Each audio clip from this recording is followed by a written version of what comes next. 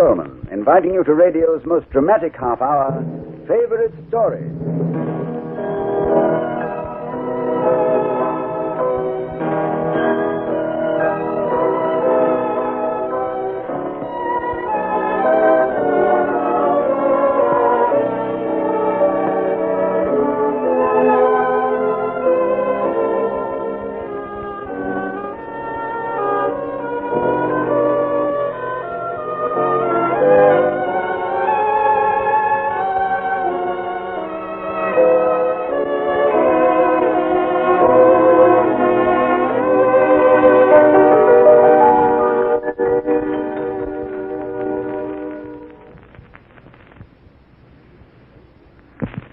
This week's favorite story is the choice of no one person, but of everyone in the English-speaking world. It embodies the spirit and the beauty of Christmas more than any other writing in our language. Our sponsor sends it to you as a special Christmas gift. A Christmas Carol by Charles Dickens. Starring in the role of Ebenezer Scrooge is your favorite story host, Ronald Coleman. Mr. Coleman is supported by an all-star cast in this special production of Dickens' Christmas Carol, the world's favorite Christmas story.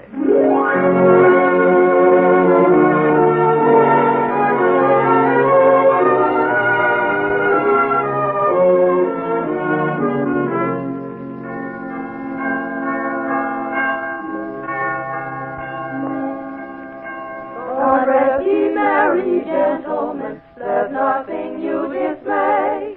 Remember Christ our Savior was born on Christmas Day to save us all from Satan. Get away, I tell you. I want none of your singing here. Now, get away. Before I take a stick to you, all of you, get away.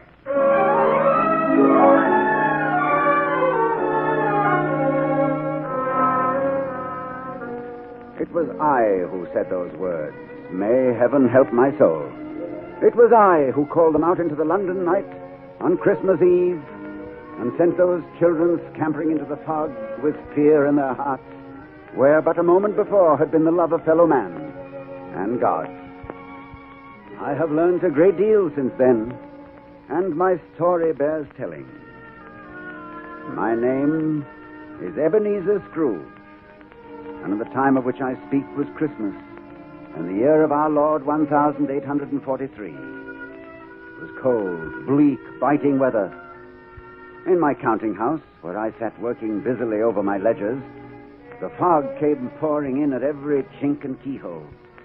But I remember noting with silent glee that it had been a good year, and I was a much richer man. The city clocks had only just struck 3, but already it was quite dark, and I had lit a candle to see by. My clerk had also lit a candle, and the miserable wretch was warming his hands by it, wasting good time and money. I was just about to reprimand him when the door opened with a clatter. Merry Christmas, Uncle. God save you. Close that door. Do you want to freeze us out? Oh, I'm sorry, Uncle. Merry Christmas. Merry Christmas. And what reason have you to be merry, huh? Heaven knows you're poor enough. Well, then what reason have you to be sour? You're rich enough. This is a place of business, nephew.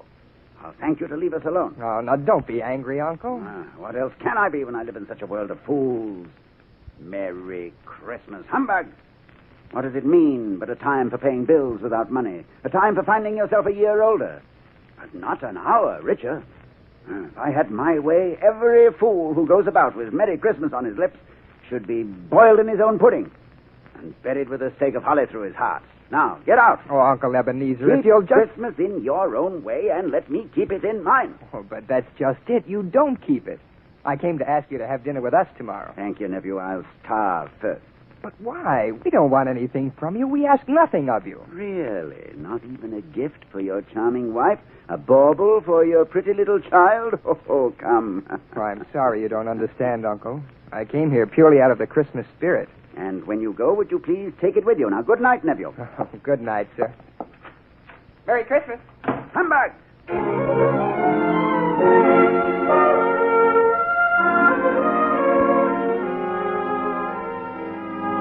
Mr. Scrooge, sir. Well, Cratchit, why aren't you working at your desk? If you please, sir, there's a gentleman to see you about a charity. Charity? time for closing. That's what I told him, sir. Good evening, sir. Scrooge and Marley's, I believe. Have I the pleasure of addressing Mr. Scrooge or Mr. Marley? Mr. Marley has been dead these 7 years. He died 7 years ago this very night. Oh. As you know, Mr. Scrooge, at this festive season of the year, we attempt to make some slight provision for the poor and the destitute. Oh, dear, dear. Are there no prisons? Why, yes, sir. Plenty of prisons. And the union workhouses, aren't they still in operation? Yes, they are, sir, but... I'm very glad to hear it. Oh. Now, what shall I put you down for, sir? For nothing. You wish to be anonymous? I wish to be left alone. I can't afford to make idle people merry. As a citizen, I help to support the workhouses. Those who are badly off must go there. Many can't go there. Many would rather die. Then they had better do it and decrease the surplus population. Good evening, sir. Good evening, sir. Mr. Scrooge, sir. Well, what is it? I was just wondering, sir, If you might leave for the night, eh? Well, say it. Yes, sir. You want all day tomorrow, I suppose, Mr. Cratchit? If it's quite convenient, sir. It's not convenient and hardly reasonable. It's only once a year, sir. Once a year. A poor excuse for picking a man's pocket every 25th of December. Well, I suppose you must have it. Oh, thank you, sir. But you'll Thank be here all the earlier next morning.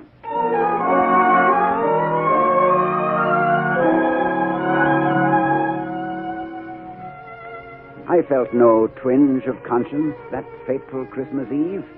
No pang of remorse. No sense of guilt. For I had never known these weakling sentiments.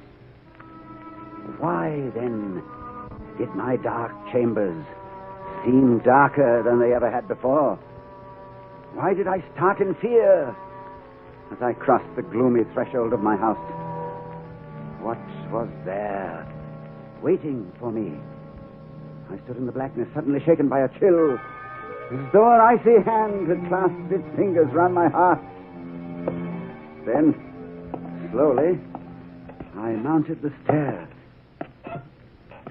Once in my room, I knew I would be safe. Once locked behind my heavy door, this nameless fear that clutched at me would be gone. Quickly, I made myself ready for bed. And then, in the flickering light of my solitary candle, I saw it. Stood in the shadows, shining with a sickly bluish gleam. Its eyes were staring into mine. Two dead eyes staring out of a dead face. Who are you? What do you want with me? Who are you? Ask me rather who I was. You. In life, I was your partner, Jacob Marley. Marley, I know you now. But you're dead. You're dead. Why have you come here? It is required of every man that the spirit within him should walk abroad among his fellow men and travel far and wide. And if that spirit goes not forth in life, it is condemned to do so after death. No, stand back. His spirit is doomed to wander through the world and witness happiness it cannot share, but might have shared on earth. You are fettered. You're in chains. Tell me why. I wear the chain I forged in life. Of my own free will I wore it.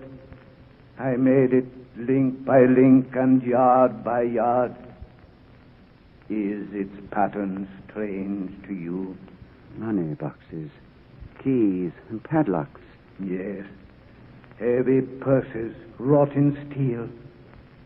I think you know this pattern well. You were always a good man of business, Marley. Business. Mankind was my business. Charity, mercy, forbearance were my business. But I turned my back on these and looked for wealth. I suffer for it now. But you are 7 years dead. You are beyond suffering. Hear me. My time is nearly gone. As I have suffered, so will you. For your life is mean. Your soul is shriveled, as mine was. But while that life still beats in you, you have yet one chance, one hope of escaping my fate. What hope is that you speak of? Tell me, Marley. You will be haunted by 3 spirits. Look for the first in the dark of the morning when the clock strikes 1. The second spirit on the stroke of 2. The third will come when the bell tolls 3. Look to see me no more, but remember well what I have said. Remember and take heed. Remember.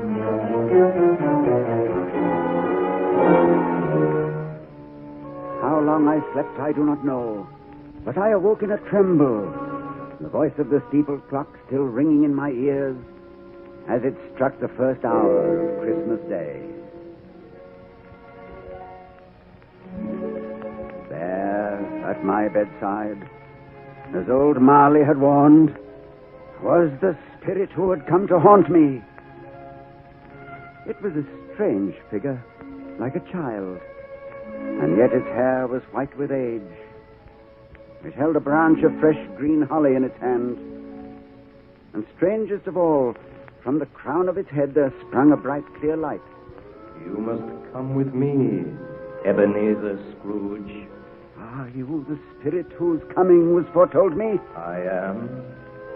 Who and what are you? I am the ghost of Christmas past. Long past? No, your past. Well, why have you come? What brings you here? Your welfare and your reclamation. Rise and walk with me. Walk? Where? Through your window, out into the night, out on the wings of the wind. Come with me, Ebenezer Scrooge.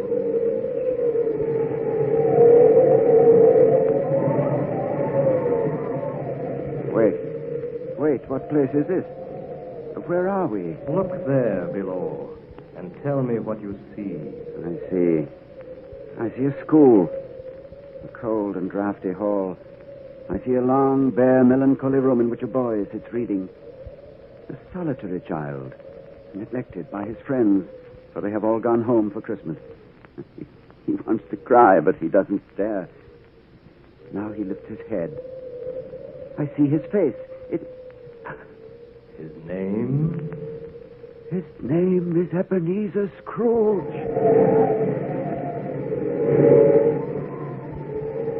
Here now is the shadow of another Christmas.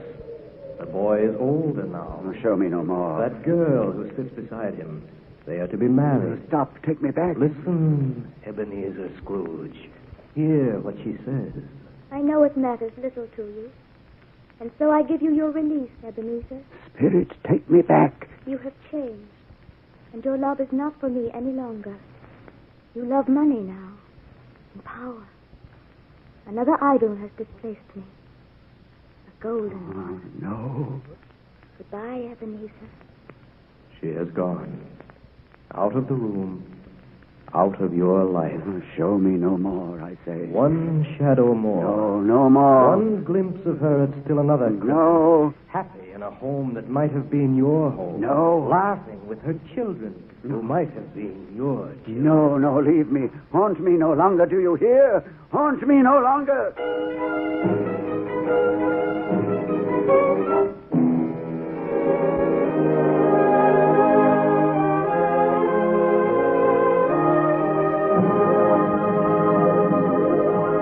Ronald Coleman will return in just a moment with Act Two of Dickens' Christmas Carol.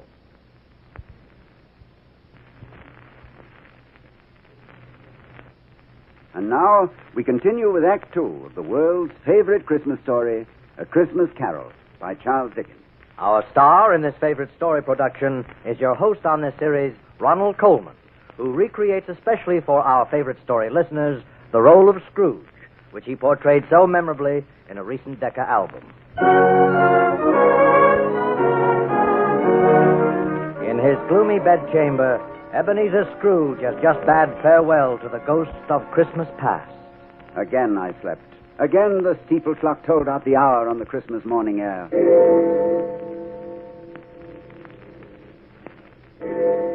Wake up, man, wake up. I am the ghost of Christmas present. Look upon me, man. Know me better. Before me stood a spirit, giant in size, clear-eyed and smiling. On its head there was a crown of holly. It held a great lighted torch high in the air, filling the room with a ruddy glow. I stared at him, more in wonder than in fear. Have you never seen the likes of me before? Never. What? You've never walked with my brothers? Have you many brothers, Spirit? More than 1,800. One for every Christmas since the first. Will you come with me, man? I've seen the Christmases of the past. They brought me no joy. Oh, come along, man, come along. I will show you the Christmas of today.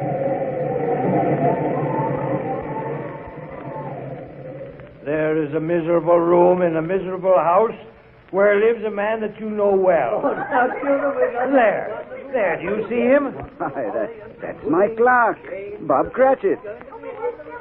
But the others, I know them not. Bob Cratchit has a wife and children. 5 children. And all of these mouths are fed and bodies clothed on the 15 shillings which you so kindly give him every week. A wife and children, I never knew that... You might have known. You never asked. That child, the youngest of the 5, he has a crutch. He is a cripple? The crutch supports his body. His spirit stands alone. To work now, children. Your father's home. Chairs for the table. Peter, fetch the goose. Yes, Mother. Martha, the potatoes need your hand. Oh, Bob, there's such a goose. Tiny Tim could tell you that. Couldn't you, Tim? I smelled it, Mother. I could smell it coming up the stairs. Oh, my little one. And was he a good boy at church, Bob? As good as gold. Eh, Tiny Tim? It was nice to be in church this morning, Mother. I wanted everyone to see me. Why, Tiny Tim? Because I'm a cripple. And if people see a cripple on Christmas Day, why, then they'll remember that this is God's day. And it's God who makes the cripples walk and the blind to see. Oh, Tiny Tim. Well, isn't it, Mother? Yes, Tim. Isn't it, Father? Who else, my son? And he'll make me walk, too. Someday I'll just throw away my crutch and I'll never have to use it again. Will I, Father? Never. Why, you're growing stronger every day. Feel his arm, Mother. Just feel it. Feel my arm, Mother. Feel my arm. The goose. The goose is here. Hurrah! A poor feast. A goose no larger than your hand might cover. But the Cratchits are not hard to please. There never was such a goose. Now look there. I don't believe there ever was such a goose cooked. The tenderness, the flavor. And here, the stuffing. more. Beautiful. And now the pudding. A very small pudding for so large a family. Oh, a wonderful pudding, wonderful. Children, I regard this pudding, I regard it, I say, as the greatest success by Mrs. Cratchit since our marriage. And now, a toast. A Merry Christmas to us all, my dears. God bless us. A Merry Christmas to us all. God bless us, everyone. The feast is over. They gather round the fire now, and Tiny Tim will sing to them. Just one short tune before he's off to bed. Tiny Tim. He's so pale, so thin. Tell me, will he live? Spirit, will Tiny Tim live? I see a vacant seat in the poor chimney corner, and a crutch without an owner. If these shadows remain unaltered, the child will die. No, say he will be spared. Tell me he will be spared. Do you worry? Why? If he is going to die, why, then he had better do it and decrease the surplus population. No, Spirit, stop. Don't go. There must be others in the world. Poor. Are there no prisons? Oh, hear me. They can be helped. Are there no prisons? Are there no workhouses? Spirit, stay. Come back. Come back.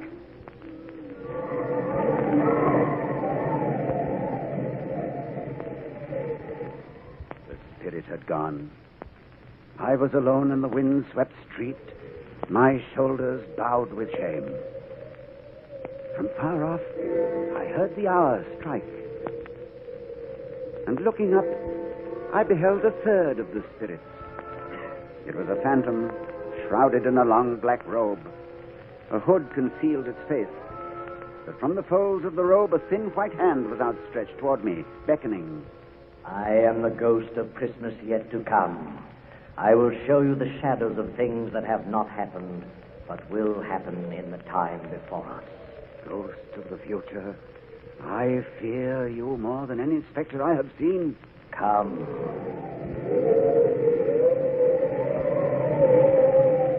Tell me what you see. A room, a dark and gloomy chamber. On the bed a figure lies, covered with a shroud. Someone is dead in this room. Remove the shroud and look upon his face. I am afraid. Remove the shroud.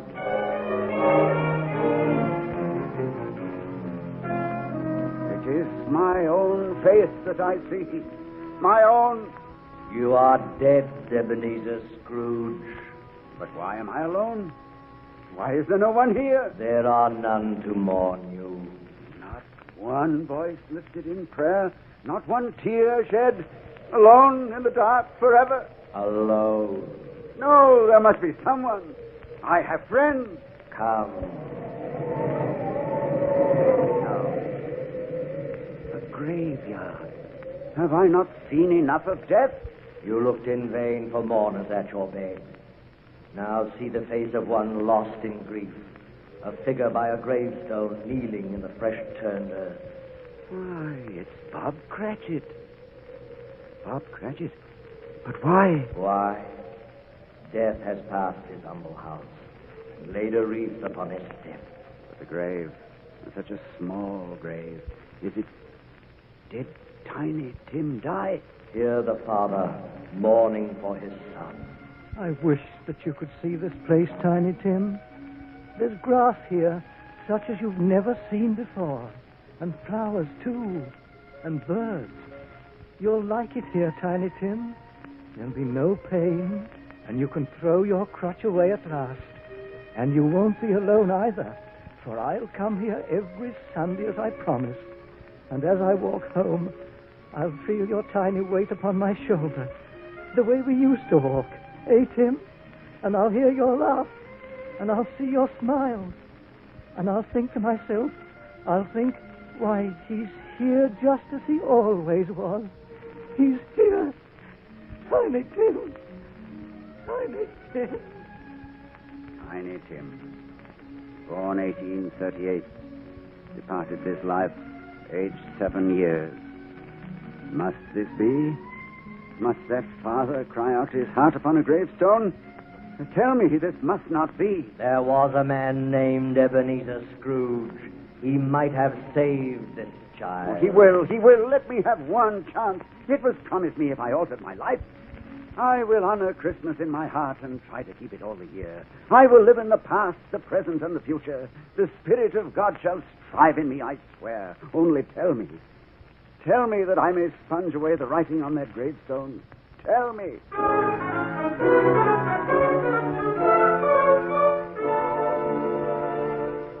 Suddenly I was back in my room, and the sun was streaming through the window. I had a sudden fear that Christmas Day had passed. With a cry, I sprang from my bed and threw open the window. Hey, you there, boy! What day is it? Eh? What day? Today? Why, it's Christmas Day. Christmas Day. I haven't missed it. Hello there, my fine fellow. Hello? You know the poultry shop at the corner? I should hope I do. Oh, an intelligent boy. Have they sold the prize turkey was hanging there? What? The turkey as big as me? Ha, ha, ha. Delightful boy. Pleasure to talk to him. Is he still there? It's hanging there now. Well, then go and buy it, boy. Oh. No, I'm in earnest. Here's the money. Go and buy it. Tell him to send it to Bob Cratchit's house, huh? And whatever's left is for you. And hurry, boy, hurry. I've been invited to my nephew's for dinner. I'm going. And, boy. Yes, sir? Merry Christmas, boy. Merry Christmas.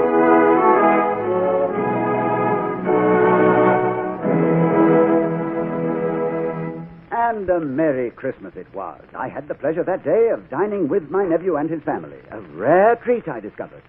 And I was fortunate enough to meet the gentleman who had asked me for a contribution. Oh. He was surprised when old Scrooge pressed the money on him. And Cratchit, I had the double pleasure of raising his salary to such a figure that his eyes bulged almost from their sockets. A rare day. Ha, ha, ha. A rare treat all round. Yes, that was a Christmas for you. And I may tell you that Tiny Tim did not die. He's well and growing stronger day by day. A fine boy. I'll see him tonight at dinner. For this is Christmas once again. Yes. Yes, I keep Christmas now. For I have learned this, that no greater glory is given us than the love of fellow man. For in that love is love of God. May we keep Christmas always. May its fires burn forever in our hearts. And so, as Tiny Tim observed, God bless us everyone.